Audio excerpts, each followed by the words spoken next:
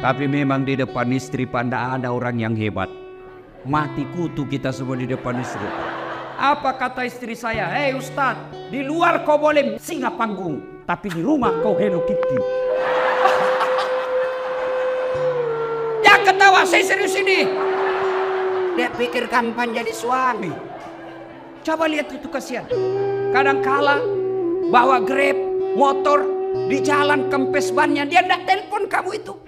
Kenapa? Cukup saya yang menderita, tidak perlu istri saya tahu.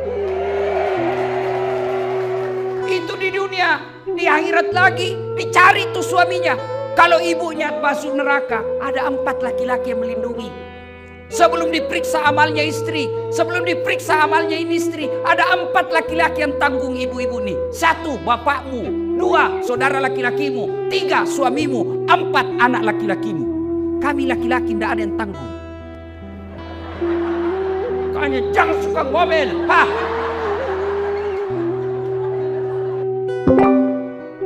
Jangan cerita aibnya orang. Ayuhibbu ahadukum, sukakah kamu memakan bangkai sesama manusia? Dan ghibah inilah yang memutuskan tali persaudaraan kita.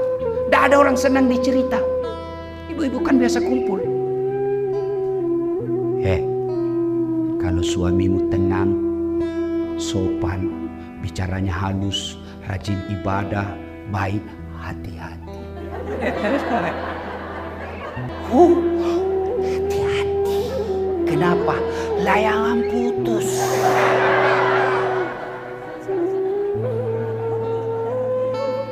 Berhenti. Begitu ibu mulai ada oh iya, itu kepala dinas itu begitu. Kau tahu sinetron tadi malam, jelek betul sifatnya. Seperti itu. Langsung orang jadi korban. Bu, kalau majelis taklim yang sukses, dia akan berkata, sudah deh, tidak usah cerita kejelekannya orang. Na'udzubillah min zalik. Kita berlindung kepada Allah dari keburukan seperti itu.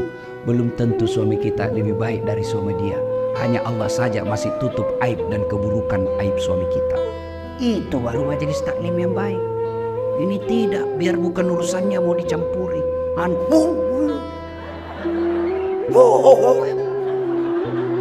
Ketawa kau karena kau bayangkan dirimu semua. Bu, yang suka ikut campur urusannya orang, itu nanti takdirnya hidupnya seperti tauge. Tahu tauge? Coba lihat tauge, suka ikut campur tuh. Gado-gado ada. Tahu isi ada. Pecel ada. Soto ada. Karena dia suka ikut campur, Allah takdirkan bengkok. Maka kalau ada di kantor ini, di majelis taklim kumpul, gosip, teriaki. Pagi-pagi tuh gini ya. 1. Yang bisa memutuskan tali persaudaraan kita, ghibah. Dan itulah yang Nabi katakan, sittatu asya'in tuhbitul amal. Ada 6 sifat yang menghancurkan amalmu. 1 diantaranya, al-istighalu bi'uyubil khalqi, toge. Berhenti cerita kejelekan orang. Yang kedua, penyebab putusnya persaudaraan apa? Sangka buruk. Lewat. Kayak tidak kenal aja. Mentang-mentang sudah jadi istri wagub. Dulu waktu mau dipilih, senyum kiri kanan. Bukan sombong. Beliau lagi buru-buru mau ke toilet. Itu namanya sangka baik. Masa dia jawab-jawab WhatsApp saya? Dulu setiap saat jawab, sekarang tidak pernah lagi dijawab. Tertimbun WhatsAppnya ibu, sangka baik. Ibu-ibu, jangankan mengolah kantor begini, rumah tangga aja pasti kacau kalau suami istri sangka buruk. Kenapa ya? Itu tiba-tiba dilantik. Padahal dia baru 4 tahun jadi pegawai. Saya sudah 18 tahun tidak diangkat-angkat. Betul Bapak 18 tahun tapi otaknya Pentium 1. Lambat loading. Prosesornya sudah tua. Bikin surat, siapa wali? Sudah Pak, tinggal diteken. Belum sudah namanya itu dong. Ini betul 4 tahun tapi otaknya Pentium 4. Cepat loading. 1 kali penjelasan, siap Pak. Belum ditanya sudah selesai. Itu sangka baik. Ibu-ibu sangka baik sama suami. Jangan selalu kau periksa HP-nya. Kau kira nak cari nafkah? Saya jangan. Ada juga perempuan kayak suaminya kayak tahanan politik. Baru pulang, mana HP-mu? Dengar ini. Ada 4 penghuni api neraka. 1 diantaranya istri yang suka memaki suaminya. Itu hadis Nabi loh. Ada 3 golongan orang yang tidak diterima amal ibadahnya. 1 diantaranya istri yang durhaka sama suaminya. Ada yang tanya, bagaimana kalau suami durhaka sama istri? Tidak ada dalam hadis.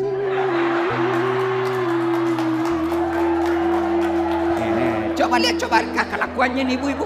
Ustadznya aja ada yang komplain. Bu, woi, kira kapan jadi suami bu? Coba lihat suami kita di kantor dimaki-maki sama wali kotanya. Siap. Di warung kopi dikejar tagihan. Sampai lagi di rumah dimaki-maki lagi sama istrinya. Goblok, kenapa kau tidak lawan? Apa mau dilawan? Nah dia wali kota. Jangan ketawa, saya serius ini. Dia pikir enak jadi suami. Bu. Oi. Bu. Itu suami bu. Ibu ditanggung dunia sampai akhirat. Ibu pikir suami tidak malu kalau ibu pulang lebaran tidak punya baju baru, tidak pakai cincin. Malu kami sebagai suami. Malu harga diri kami sebagai suami. Istri tahun lalu itu juga baju lebarannya. Pulang kampung masih ini. Malu kita sebagai suami bu. Ibu pernah tidak malu kalau suamimu tidak pakai baju baru? Tidak pernah. Jangan ketawa, saya serius ini. Dia pikir gampang jadi suami. Coba lihat itu kasihan. Kadang-kala bawa Grab, motor di jalan kempes bannya. Dia tidak telepon kamu itu. Kenapa? Cukup saya menderita. Tidak perlu istri saya tahu. Itu di dunia. Di akhirat lagi dicari tuh suaminya. Kalau ibunya masuk neraka, ada 4 laki-laki yang melindungi. Sebelum diperiksa amalnya istri, sebelum diperiksa amalnya ini istri, ada 4 laki-laki yang tanggung ibu-ibu nih. 1 bapakmu, 2 saudara laki-lakimu, 3 suamimu, 4 anak laki-lakimu. Kami laki-laki tidak ada yang tanggung. Kayaknya jangan suka ngomel. Biar HP salah diperiksa. Bagaimana suamimu tidak bikin nama palsu?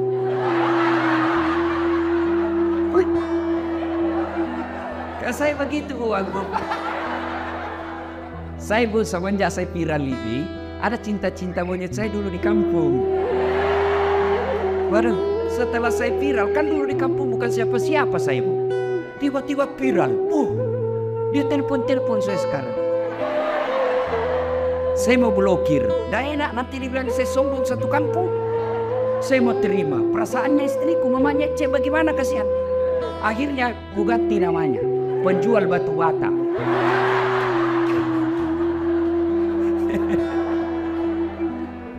Suatu ketika saya lagi nonton sepak bola.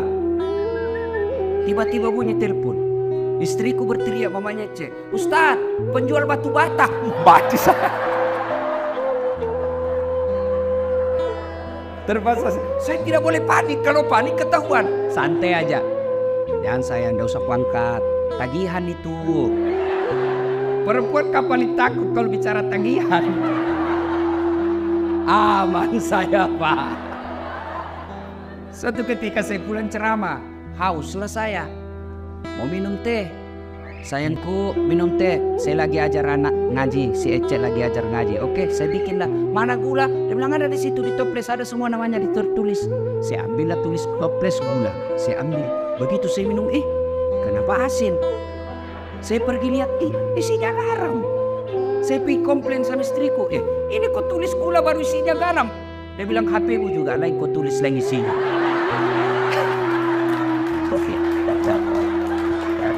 Salatullah salamullah ala toha rasulillah.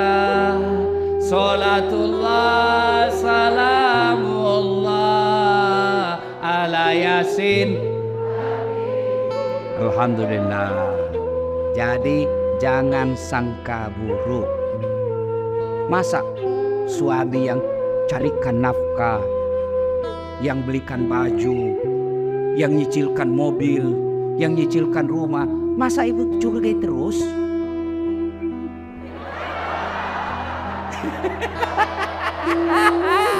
I love you full. Tenang Pak, saya bela kau hari ini. Karena kau takut sama suami istrimu ini. Nih. Tapi memang di depan istri Pak ada orang yang hebat. Mati kutu kita semua di depan istri. Apa kata istri saya? Hei Ustadz, di luar kau boleh singa panggung, tapi di rumah kau Hello Kitty.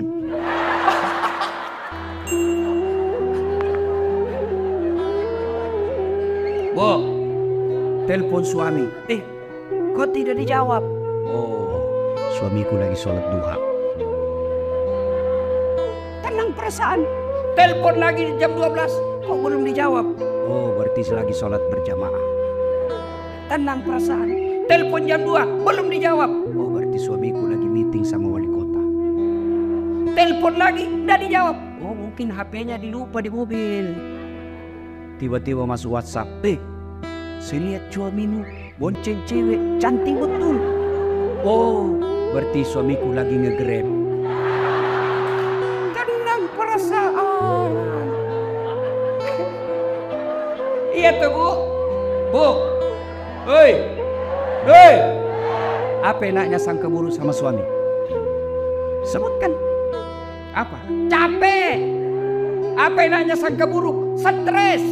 Kalau kau sangka buruk, apa yang kau dapat? Sengsara kan? Coba kalau sangka baik. Kenapa? Dosanya dia, ibu tidak tanggung.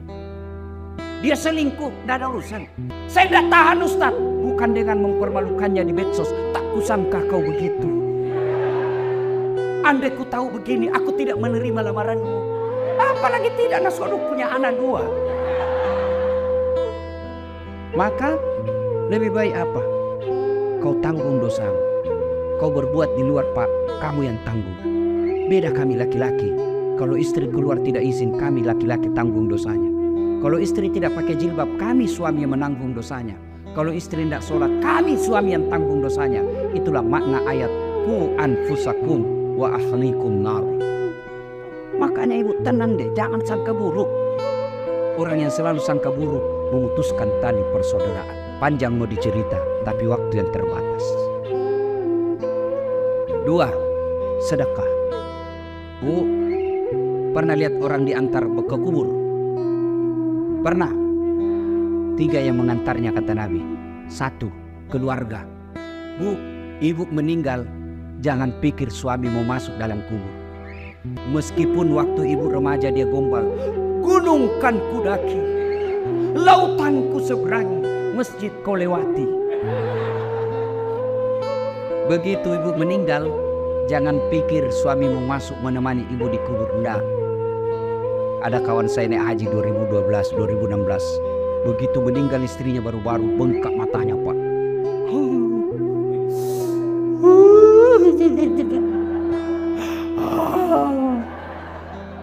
Saya bilang hebat betul ini Bapak.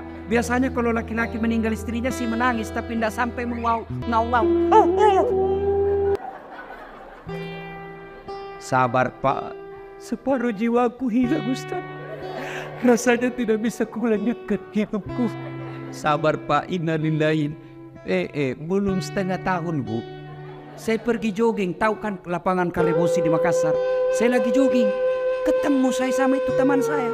Di sampingnya ada perempuan, putih, muda, panjang rambutnya. Saya tanya, Haji, siapa? Siapa Haji? Yang baru Ustaz.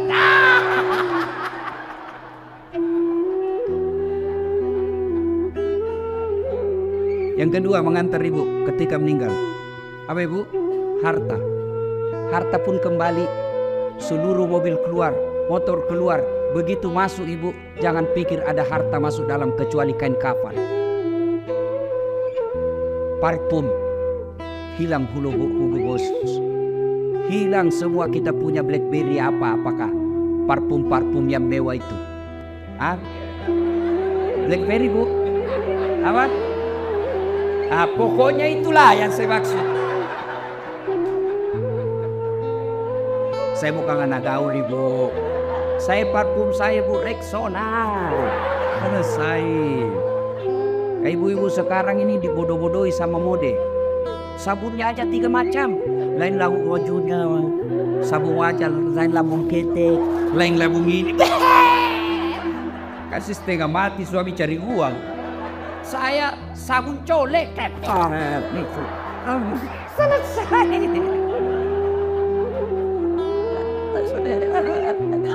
Ya, yang ketiga mengantar kita amal. Masuklah kita ke kubur. Begitu masuk kubur, bu, jangan pikir akan kembali lagi. Pegawai wali kota tidak disenang sama wali kota, tidak disenang sama gubernur. Masih ada pilihan? Ada. Tunggu sampai selesai jabatannya.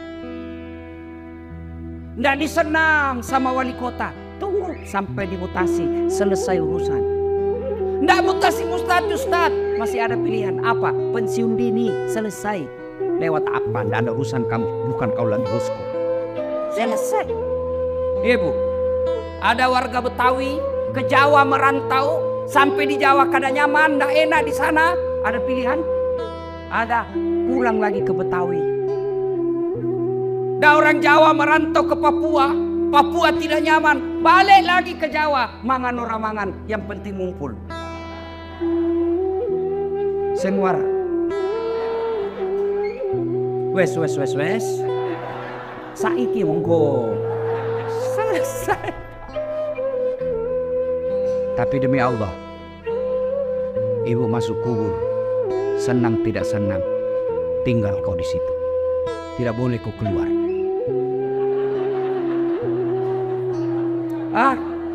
Ternyata sudah masuk kubur. Tidak nyaman, keluar dulu deh. Ibu pun kalau keluar lari satu komplek. Tidak ada yang mau dekat sama ibu. Ketika sudah masuk dalam kubur, 3 aja yang bisa menolongmu, kata Nabi. 1 diantaranya sedekatun jariyah, sedekah. Mohon maaf, matur nuhun. Ibu-ibu jinji yang di depan ini, yang banyak emas berliannya, tuh saya lihat cincin-cincinnya ibu. Jam tangannya ibu Agung. Kalau meninggal siapa yang pakai perhiasan ibu? Anak, bukan, istri kedua. Ia pasti kawin lagi lah suamimu. Didengarlah ceramah saya, ini istriku, mamanya cek di rumah. Ustadz, itu saya dengar ceramah, kalau meninggal kawin lagi. Jadi kalau saya meninggal Ustadz kawin lagi. Saya bilang, di sini kau sayangku. Ku peluk dia sambil ku jelaskan. Ku dengar baik-baik sayangku ya, engkau permata hatiku. Jangankan kau mati, kau masih hidup saja saya selalu berpikir kawin lagi. Apalagi kalau kau sudah mati. Daripada ibu-ibu itu emas berlian dinikmati orang istri kedua, mending ibu kirim ke kubur sekarang. Sedekah. Dan enaknya menjadi istri wali kota, istri sekda, istri wagub, meskipun palsu tetap orang bilang asli. Iya toh? Kalau ibu wagub pakai, pasti orang bilang asli dong. Padahal belinya di Tanah Abang. Iya, maka keliru orang kaya. Kalau saya kaya, mending saya pakai yang palsu. Orang pasti tahu asli. Tapi kita orang miskin, biar sudah asli orang bilang dari mana kau dapat?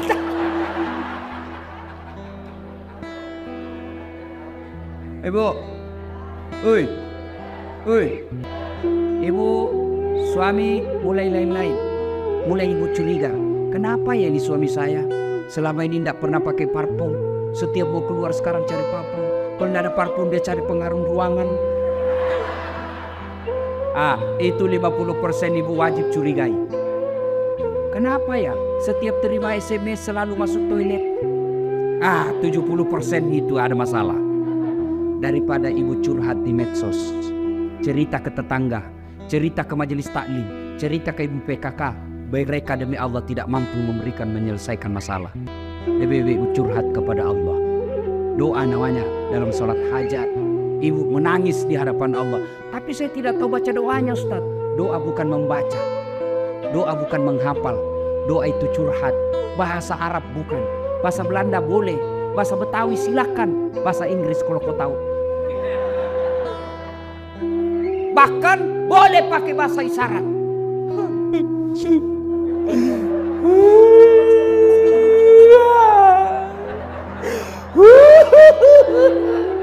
Oh, malaikat katakan, ya Allah baru suaminya kawin lagi. Silakan. Sudah itu, ya Allah, Engkau Zat yang memelihara dan menjaga suamiku. Tidak mungkin saya bisa menjaganya 24 jam. Aku serahkan suamiku, Engkau menjaganya. Ya Allah, ini ada duitku 2 juta. 2 juta tolak bala. Mudah-mudahan 2 juta ini suamiku terhindar dari wanita jahat. Bismillah, bawa ke panti asuhan besok. As-sadaqah itu bersedekah supaya anak tidak kena narkoba, supaya suami tidak kena mutasi. Tidak usah cari muka sama ibu aku. Ya bu, ya terselip. Mana caranya? Sholat hajat, minta pertolongan kepada Allah. Ya Allah, lindungi suami saya. Ini 1 juta, tolak bala supaya suamiku tidak terkena musibah mutasi. Ya Allah, ini 2 juta supaya istri suamiku terhindar dari wanita jahat. Coba ibu amalkan, sholat hajat namanya. Saya tidak tahu niatnya, Ustaz. Masa ibu tidak tahu niat? Niat itu begitu ibu wudu, saya mau sholat hajat. Itulah niat, tidak harus diucapkan. Mau ucapkan, sholli sunnatal hajati, raka'ataini lillahi ta'ala, Allahu Akbar. Tidak hafal bahasa Arab, bahasa Indonesia. Saya niat sholat hajat, 2 rakaat sunnah hukumnya bagi saya lillahi ta'ala, Allahu Akbar. Itu pun tidak hafal. Berdiri tegak menghadap kiblat Tuhan. Sholat hajat ya Allah.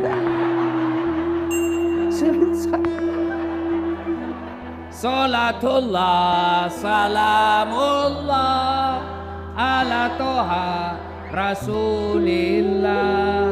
Salatullah salamullah ala yasin. Allahu Akbar. Ayo salat, sedekah. Jangan terlalu pelit. Bapak-bapak nih yang ada di depan saya, supaya bapak tidak kena musibah mutasi, sedekah.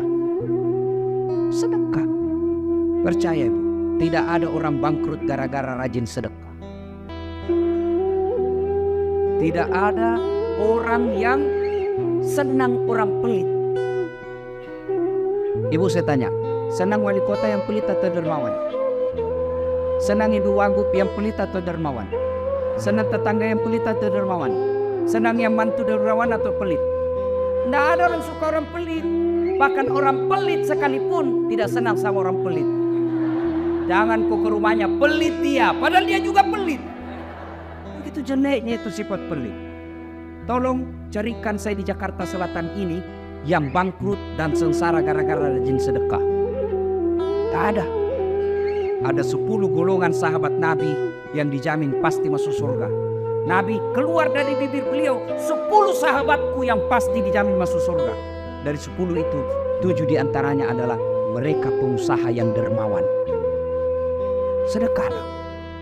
Ustaz, kita mau sedekah tapi kan kita miskin. Sedekah tidak harus banyak. Sedekahnya seorang ibu cleaning service, 5 bungkus nasi bungkus jauh lebih mulia daripada 100 bungkus kepala dinas. Kenapa? Kalau 5 bungkus dari cleaning service murni duitnya 100% dia sedekahkan. Tapi kepala dinas duitnya pendor. Ayo sedekah. Ibu bapak yang saya muliakan, pada akhirnya tujuan puasa membentuk ukhuwah dan melahirkan insan-insan yang dermawan. Mudah-mudahan kita hadir di tempat ini. Kalau ada yang selalu terlanjur memutuskan silaturahmi gara-gara pilpres, baikkanlah. Karena Pak Prabowo dan Pak Jokowi sekarang sudah satu paket. Berhentilah bermusuhan cebong kampret. Tidak ada gunanya untuk kalian. Yang kedua, kalau ada rezeki Allah berikan, sedekahkanlah supaya Allah tambah 700 kali lipat. Demikian, mudah-mudahan ada manfaat. Lebih dan kurangnya mohon dimaafkan. Ibu Wagub tadi berpantun, saya pun mau berpantun. Burung cendrawasih di atas batu. Terima kasih dan thank you. Assalamualaikum warahmatullahi wabarakatuh.